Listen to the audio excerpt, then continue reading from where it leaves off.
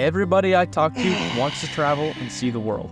From weekend trips to taking all their paid vacation, and even as far as full-time travelers, people have been dedicating their lives to traveling since day one.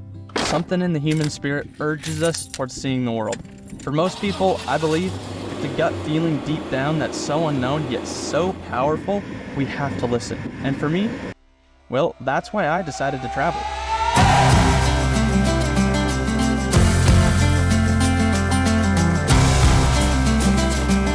My name is Bronson, I'm 21 years old, and I've been living in my Astrovan for the last 30 days, letting this exact gut feeling of wanderlust lead me to see the most beautiful and extravagant places I've been able to see in my entire life. But after 30 days of being almost completely alone, a little bit of company starts to sound pretty dang good. That's why I was pumped when I got a call from my friends from my hometown in Utah telling me they wanted to come down and travel with me for spring break. This means the boys are back together, exploring some of America's most beautiful and rugged terrain. This combination instantly guarantees two things. One, we have some of the best times dudes our age can have. And two, we make long-lasting memories we look back on for the rest of our lives. With little planning other than the locations we want to see and the tent we want to sleep in, the trip was on. The plan to meet up was simple. We drive separate, of course, since I'm traveling alone already, and both meet at Furnace Creek, California, smack dab in the center of Death Valley National Park, instantly below sea level, setting this trip off perfectly right. I was the first to arrive and was lucky enough to head inside the visitor center and snag a camping permit that got us a campsite inside the park for the next 2 nights. To give you all some background info, this is our friend group that consists of 4 of us, all in our early 20s. This is Joe. He's an aspiring wildlife photographer with some great work under his belt. And he's also my cousin, funny enough. Hayden, who is always Hayden, one what to do have you a think of great Badwater conversation with, has an unhealthy obsession with standing in water, especially on hikes and while we're camping. That's about as far as I can go. The dogs are breathing. They're breathing good. Oh, Hayden. no! What the hell is wrong with you? Luckily, this trip there's not much water since we're basically in the driest place in the United States. And Tommy, the guy that is always standing in the perfect spot for the perfect shot every single time. And of course, there's also me, the dude living inside his Astro van. We've got more friends back home that unfortunately couldn't make it that's also part of this friend group, but for this trip, it's just the 4 of us. The boys finally made it, and we found our campsite to be a less than ideal spot. Rocky, very slatted, and certainly very dusty, right next to the main road going up this canyon. Regardless, we made do, like we always do, and unloaded Joe's car of the absolute stacks of gear that they had piled inside of that thing. Smile! The tent was set up, gear was thrown into the van, and due to the highly adventurous attitude of the group, an hour later, we were on one of the most scenic overlooks Death Valley has to offer, Dante's View. With views of Telescope Peak and a wet Badwater Basin, a rare experience in itself, the landscape certainly was a hard one to beat. It's wild that Americans have a location like this in our backyard, yet it seems so few people ever take the time to see it for themselves. That's why I'm so grateful to have these guys that are willing to come down here and explore these awesome places and really live it up while we're young.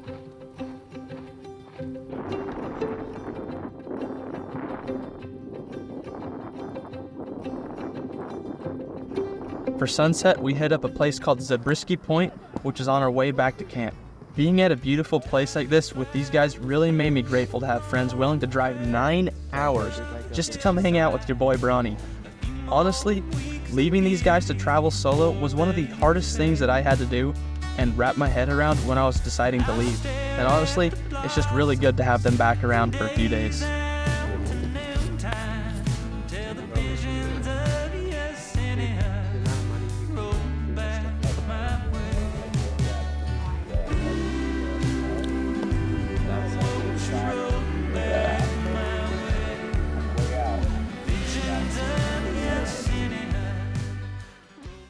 Move your hips! Move your hips! We planned on cooking group meals for most of the trip, and that's exactly what we did. Chaos and disorganization led our cooking endeavors, Thankfully, after a long-awaited meal, a delicious chicken Alfredo entree was served. We haven't heard him in a long time. Later that night, the van was stacked with their remaining gear, meaning the van is going to be a storage unit, and us four will be tent camping for the next 7 days. It goes on these days.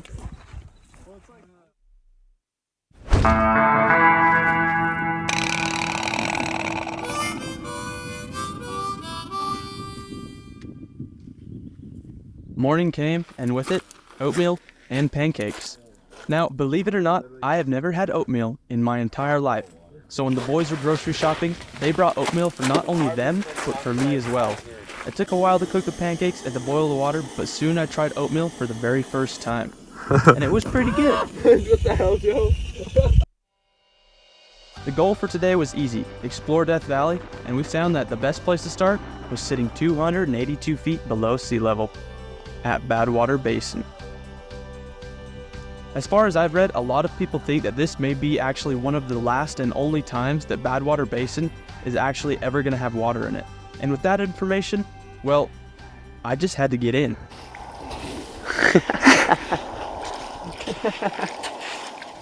I would have went swimming, bro. Basin.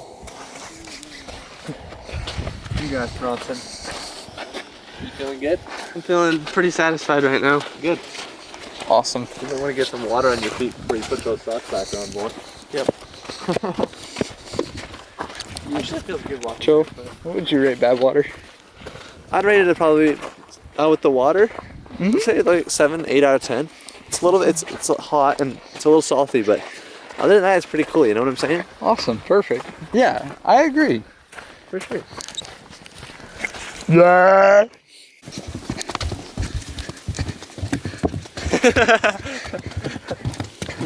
The dogs are out, boy.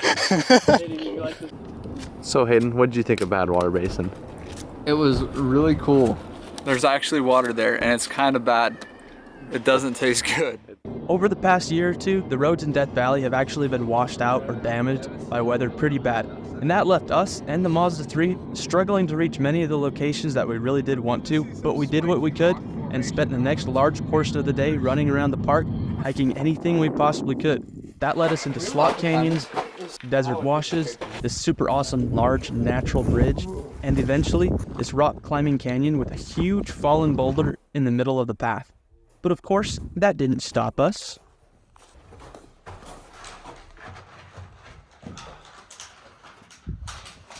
That looks sick. Wow.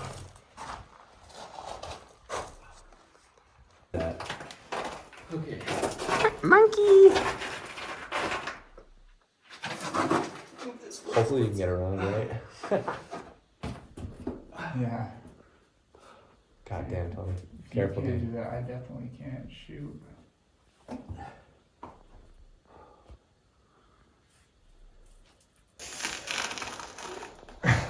So much faith in that rock. I mean, it's not that bad of a jump if I have to. Yes, sir. Yeah, look. Let's go, Tommy.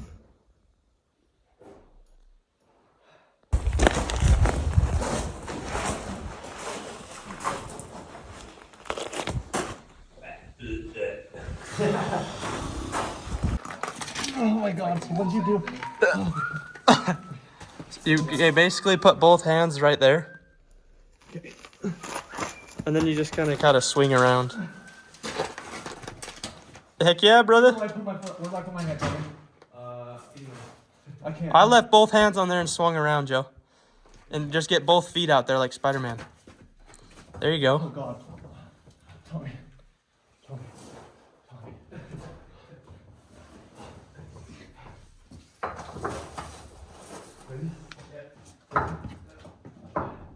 Heck yeah.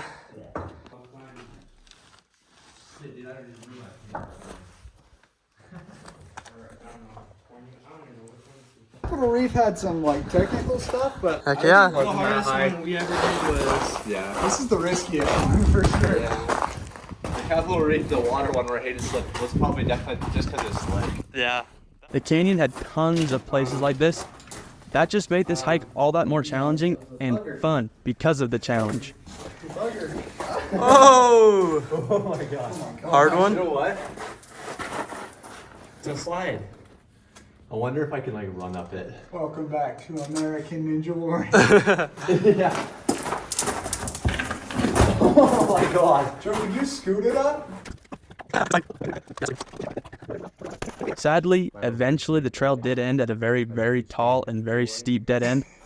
So sad. Get out of here.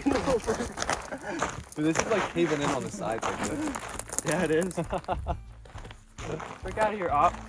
I'm gonna break your stick. I didn't forget about the time I was coming down. Tommy. With the little light we had left, the sand dunes called our names.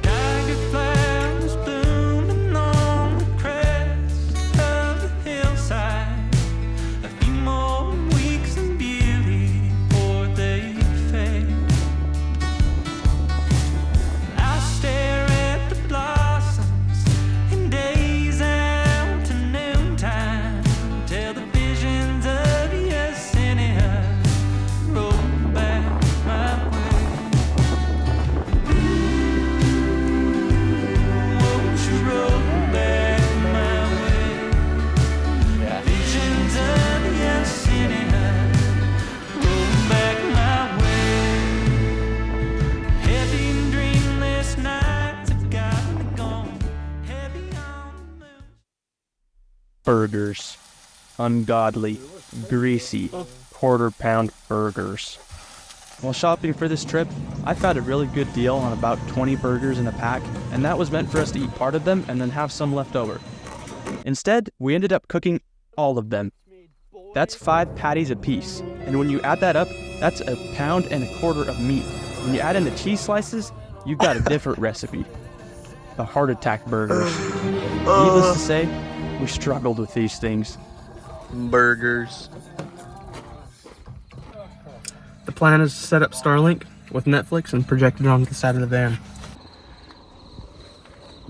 You going now? Take it off and put it back on. Oh yeah, it's going. Okay. Thank you. It's just like dead. Stupid Netflix wouldn't allow me to use a projector, so we resorted to watching Tommy twerk and scrolling through a Chinese website similar to Amazon, but it's really cheap, called Temu, looking for the dumbest items we could possibly find. And there were a lot of them. And that's basically how we finished up that night.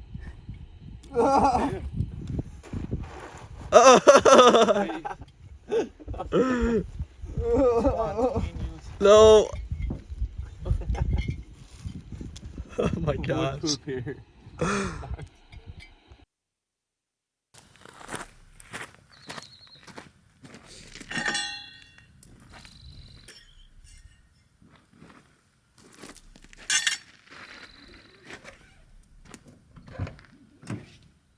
The morning started off peaceful and slow as everybody woke up and started to make breakfast. We made a group decision to head out towards the next location.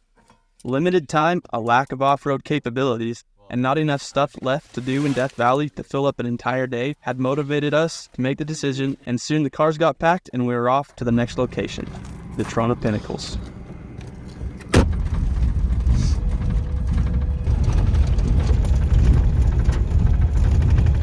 Leaving Death Valley was just as scenic as arriving. It seems like it's such a barren and ugly landscape, and it truly is, if you have that perspective. But if you take the time to admire the landscape as a whole for what it is, that it's so barren and such a harsh landscape that nothing can grow, and what does grow is so hardy, I'd argue that it's one of the most beautiful landscapes out there. As we left the park, we all decided that it'd be really, really cool if we stopped at the National Park sign and snagged a pic. And while we were getting up, ready to take the picture, there were some really big jets that flew overhead. And honestly, that was a pretty cool experience.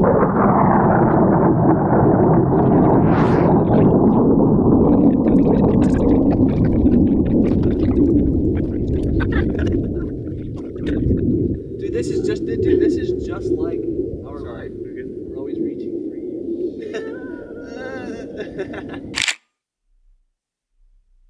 Back on the road, we passed wildflower patches that stretched for miles. It was incredible. When suddenly, I saw a mine shaft up on the hillside from the road. Adventure struck, and we explored the area for old mines, abandoned cars, and the leftovers from the old mining days completely in the spur of the moment.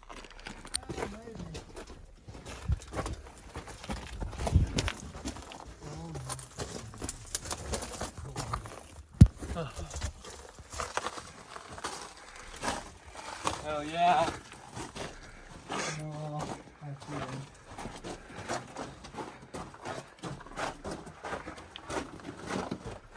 Huh.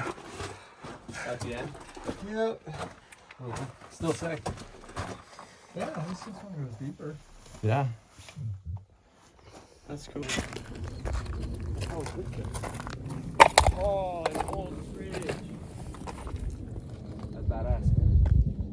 That thing probably weighed. Oh dang, this was their oven or stove or something. Yeah. Fire pit. Dude, you can see the chimney on the other side. Yeah. That's sick. What the heck? Huh. Pretty neat. Flying over.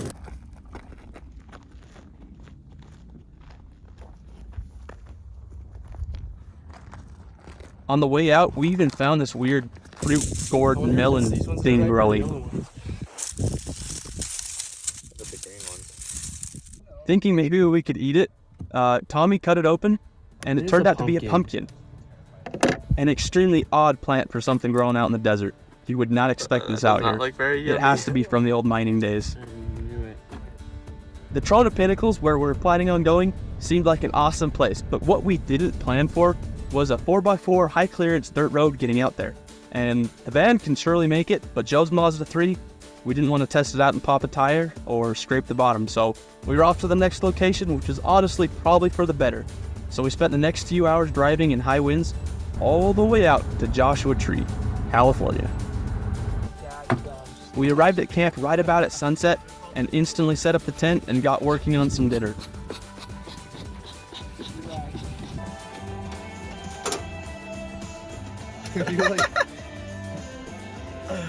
It'd been a long day of 6 hours of driving in the high winds, so we hit the sack early and got a good night's sleep. The boys decided we wanted to visit 3 main places on this trip, the first being Death Valley, which we were successfully able to accomplish, and the second, Joshua Tree National Park. Although the sun was out, making it look like a nice day, so was the wind. It was a cold, piercing wind that made us want to run and hide in the car for shelter. Instead, we did the exact opposite, embraced our inner childlike urges, and spent the next few hours climbing, crawling, and just overall exploring this new land none of us had ever seen past a photograph on a computer. To our younger selves, this place would have been one of the world's biggest playgrounds, with so many different rock formations, making this what felt like one giant maze. I'm happy to say, myself as well as the others, all found a sense of that childlike awe in us at some point that day. To be honest, I do not recall anybody else our age climbing around the rocks like we were that day. Somebody once told me the difference between being childish and being childlike.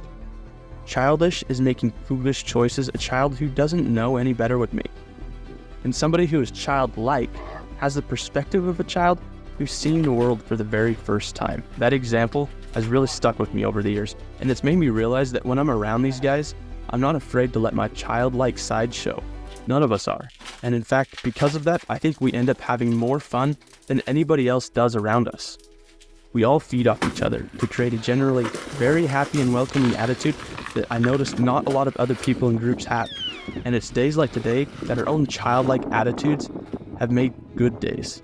Where normally we would have taken shelter from the wind, it led us to a day of exploring giant cholla cactus gardens that seemed to stretch for miles and miles, so thick with cacti you couldn't walk through it, to the tops of these giant rock formations, giving these great views of the whole park that we wouldn't have seen otherwise, and all the way down into the little nooks and crannies, caves and crevices, further down in these same rock formations.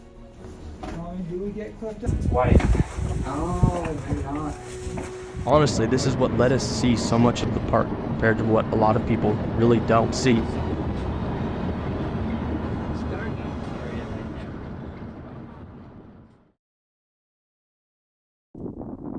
This brought us back to camp, where we took it easy late in the day and quietly realized by ourselves we'd certainly made the best day out of bad conditions.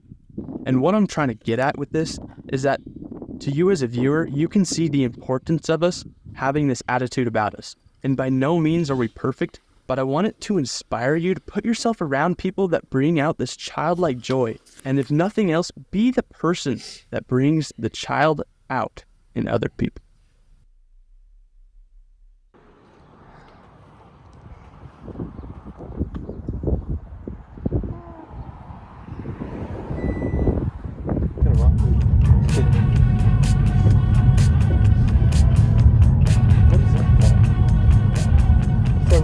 That's a 1997.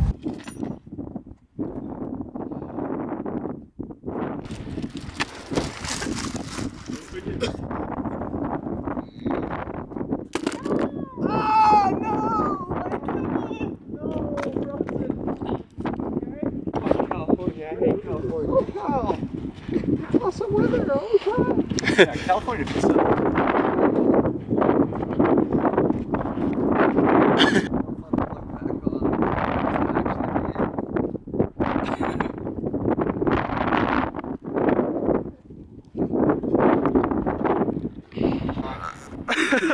I don't want to know.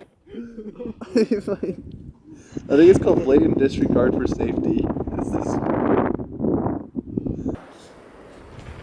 No, this isn't even easy, Joe.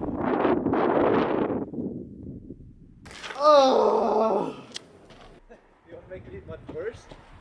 We suck at bouldering. Back home, us four spent some time in a rock climbing gym, and with Joshua Tree National Park being a huge area for climbing and bouldering alike, one of our main goals of this trip was to boulder in Joshua Tree.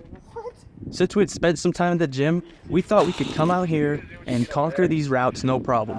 Well, believe it or not, the gym is quite a bit different than the real thing. Now, there's an old saying that I'm sure you've heard: practice makes perfect. Well, we've had no practice bouldering like this, putting us very, very far from perfect. In fact, perfect wasn't even on the horizon. But did that stop us? Hello?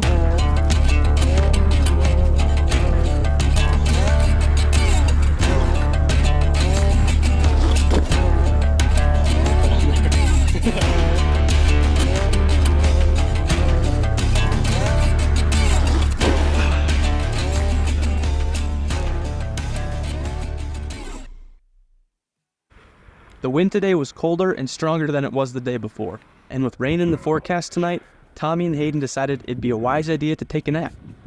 A wise choice indeed. While me and Joe tried endlessly to climb rocks we weren't skilled enough to climb in the first place. Oh, shit.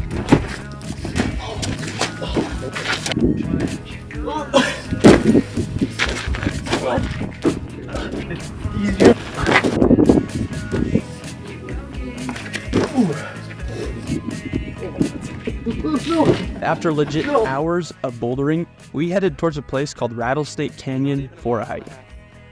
It's a large canyon filled with all the same boulders that are in the rest of the park, and with our childlike spirit, it wasn't long before a game of Don't Touch the Sand was in action. That brought us to this little cave we found, and of course, me and Tommy had to squeeze into it.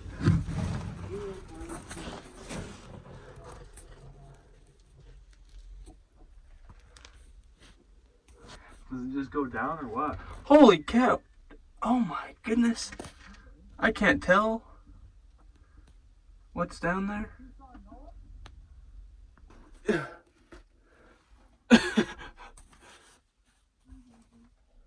That's really cool. Huh.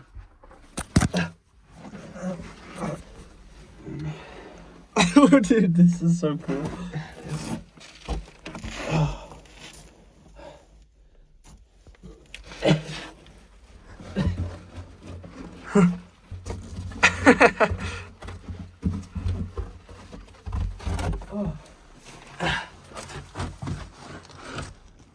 Where'd Hayden's snooze max at?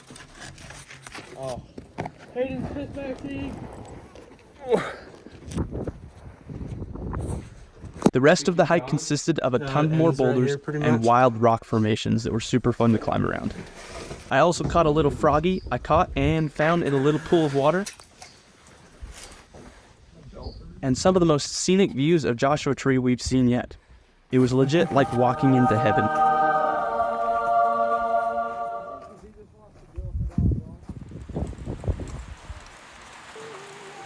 By the time we got back to camp, the rain was upon us, and so the boys retreated to the only safe place left, the van. We spent the rest of that night cooking up dinner together inside the van, and even ended up watching a movie on the iPad while it rained outside on our tent, which we still slept in that night. And it rained all night long.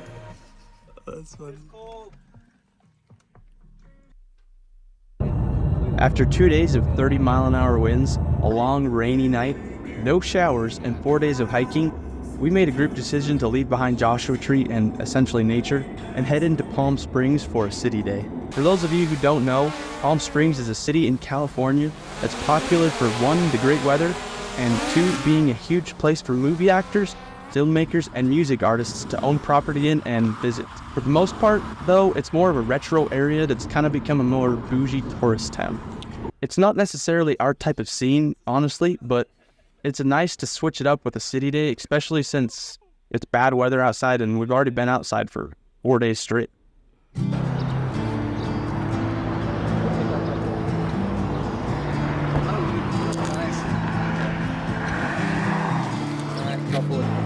As soon as we arrived in Palm Springs, we found ourselves in the local botanical cactus gardens, which I actually find funny because we came to the city to get away from nature, and the first place we stopped is the biggest thing to do with nature in all of Palm Springs. Personally though, I love cactus and plants in general, and so does my mom, so I'm gonna show off all these cacti so she can see them too.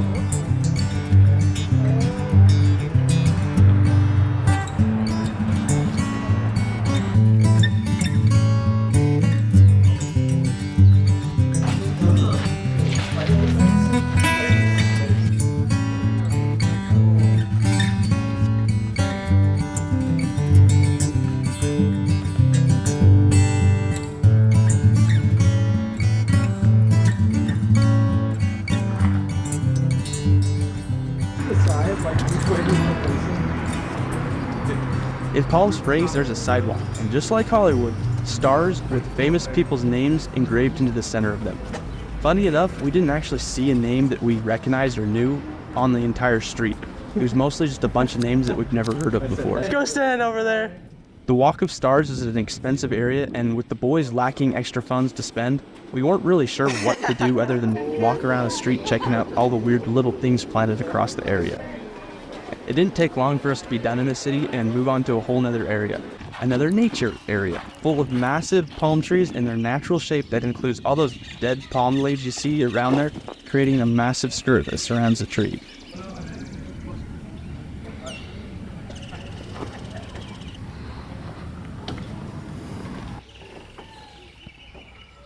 The wildlife area was essentially the last thing we did that day, other than drive back to camp and go to sleep.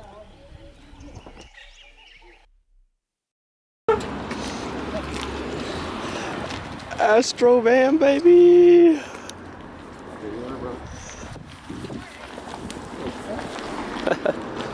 Joe, did you pop the trunk? This is our last full day before the boys have to head back home and leave me solo to continue traveling. For our last and final day, we wanted to do something and plan something that was very fun and exciting. Our third and final destination we wanted to visit on this trip is reserved for today, Day 6, the Palm Springs Aerial Tramway.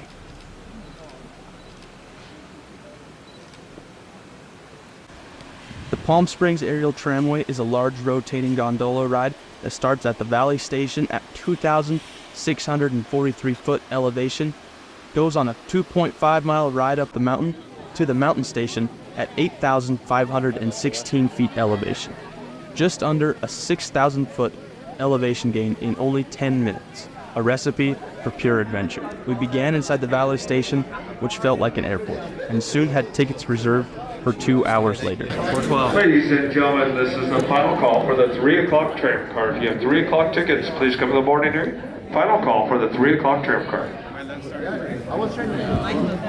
But it's crazy.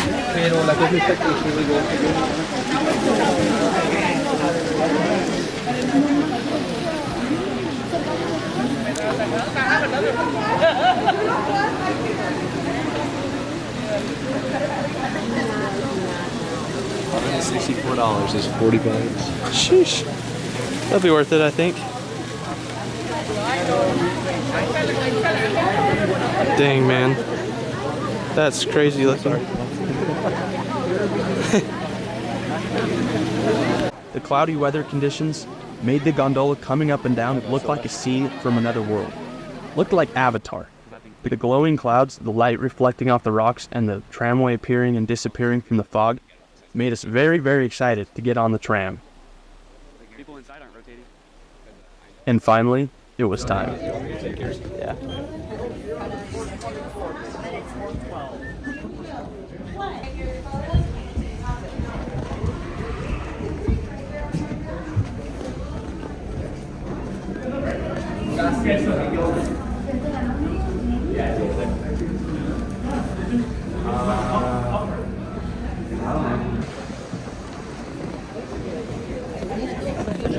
Grab a spot.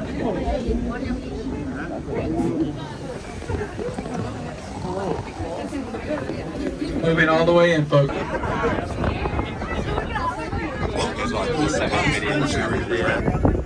Rotating tram cars, providing you with 360 degree views of the world. We've just left the station. Whoa, the wall's moving. And in 7 minutes, step out into a completely different environment. The high country of San Francisco State Park at an elevation of 8,516 feet. Oh, dude, that's so pretty. Go to Alaska. We believe this is the only place in Southern California. Oh, we're going in the cloud, boys. As we approach tower number 2, at the top of the tower, you can see a 16 by 16 foot yellow helicopter platform to support movement and communication of the tramway. The largest of these are the 10,500 feet in length, therefore weigh a total of more than 61 tons. The halfway point on our trip is reached between towers 2 and 3. And if you look to my left, It's actually moving exactly because all cars are tied together by the falling cables, which point into the car.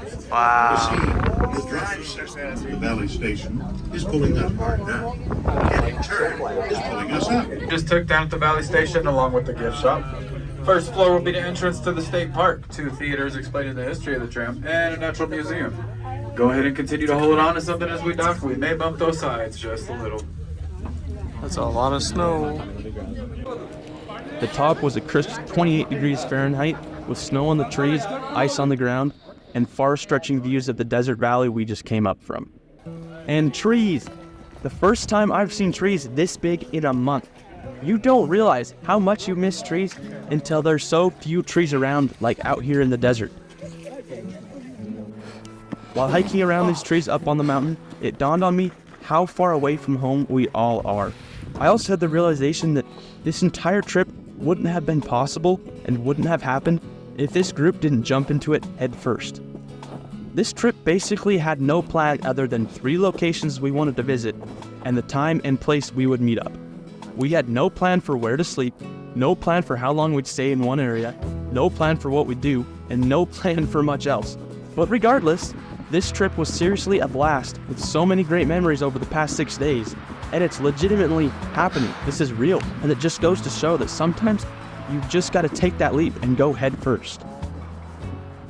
The same thing happened with my choice to travel. I took a massive leap, and have been living a life I'm actually proud of ever since. But what stuck out to me the most was everybody's reaction to my plans of travel. You know, everybody had different things to say, whether they agreed with me, disagreed, or whatever. But after talking to friends and family and hundreds of strangers along the way, the most common reaction I've got from people is their own regret for not doing something wild like I'm doing right now. So many people have told me they wish they would have taken the chance to get out in the world and try something crazy, and it seems all of them were too afraid of taking that leap. And I don't blame them. It's the most fear doing this that I've ever experienced in my life. But if you don't put yourself out there, nothing is going to happen. And I want you to ask yourself, if you never take a risk, is that a life you actually want to live? For whoever is still watching this video, I want you to think about your greatest passions right now. Make a conscious decision to jump in and pursue that passion. Our passion is what gives our lives purpose. So if we never chase down our dreams, what do we really have? Get out there and jump in head Looks first. pretty dang good compared to what I was thinking. Also, they took my card. Hey, what? You guys enjoy it. Right.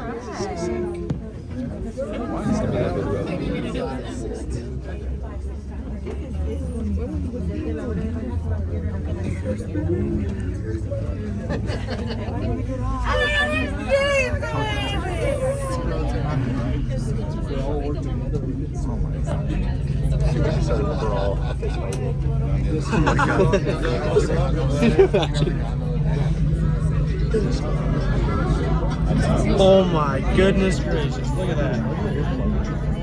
Yeah. That looks sick.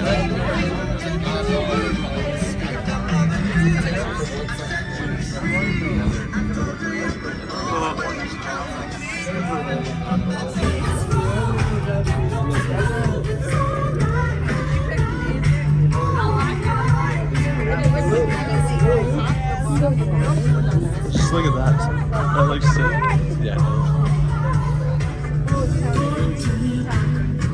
This one's gonna be interesting. All right, here come the big ones. Oh my goodness.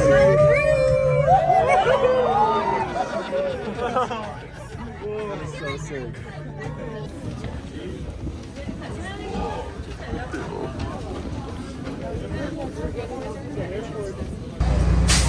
That was for real the coolest thing we've done. Yeah. I think so too. That was a good way to send off this trip. Yeah. That was awesome.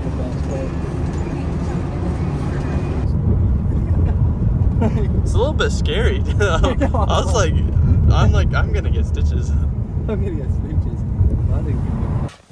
Oh boy, I get to try and find this charger. Oh, what is this? Right now, Hayden, we're just removing it. Put your other clothes in this bag. Put your other clothes in this bag. Okay. Are these yours, Joe? The ones you're taking? Strawberry and cream? Yeah. Alright, there you go. Oh, there's so many. Are Where's you the guys peaches? sure you don't want any? Where'd the peach ones go?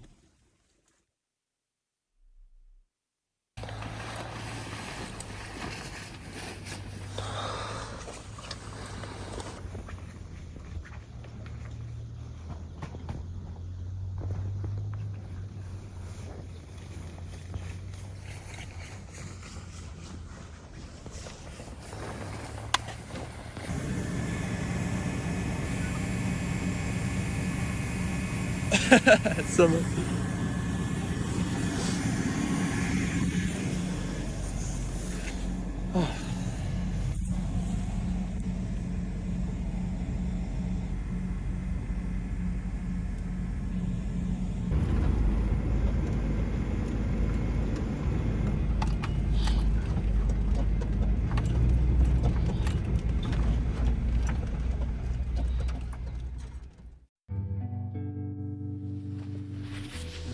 With my friends gone, I was back to solo traveling. But before I end this video, I just want to say thank you all for watching. My hope is this video is more than just entertainment and you're able to find some inspiration and motivation from this trip. It's a big world out there, and trust me, it's worth exploring and learning about. And at the end of the day, all I ask is that you look around your life and find what fuels your passion more than anything else, and pursue that wholeheartedly. Again, I appreciate you for taking the time to watch this short film. Thank you for watching.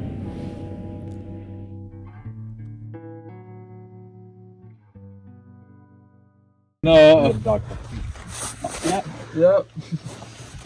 Why is it morally better to get Good dog. because I was videoing during that whole conversation. well, if you think about it, right? What? What the hell? Oh, No! Okay, time for some electrical tape. That happened on